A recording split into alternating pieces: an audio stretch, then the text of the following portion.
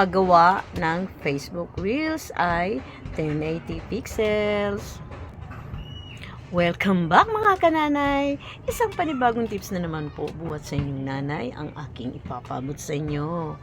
Guys, alam nyo po ba na may batayan o sukat na dapat po nating sundin dahil yan po ang nire-recommend ni Facebook sa paggawa ng ating mga Facebook Reels or video man yan. Long form video man o Facebook Reels yan.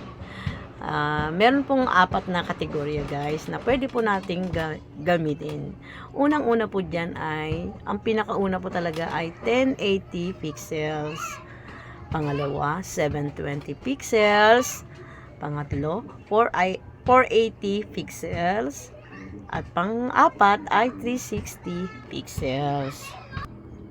Ngunit sa pinakamahusay na resulta or kalidad na dapat po nating sundin ay 1080 pixels po talaga. Dahil unang-una, inirekomenda yan ni Facebook ang paggamit ng resolution na 1080 pixel dahil sa magiging maganda po nitong resulta. Yun po yung tinatawag na quality video. At may sukat na ratio na 9:16. Sa paggawa ng Facebook Reels ay inirekomenda ni Facebook ang 1080 pixel dahil unang-una, quality video po dapat ang gagawin po natin.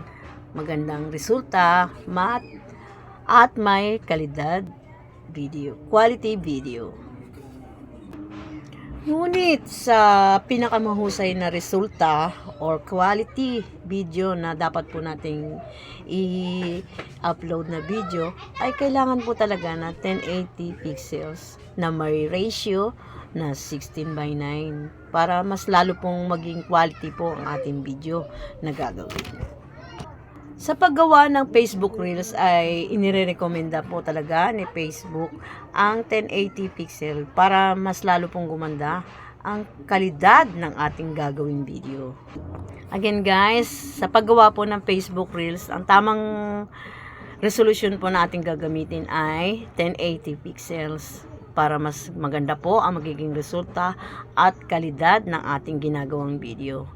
Okay guys, sa paggagawa ka naman ng video ay ang gamitin po natin ay 16:9 kung video po, at kung Facebook Reels naman ang ating gagawin ay mas mainam na gamitin po natin ay 9:16. Sige po guys, hanggang dito na lamang po.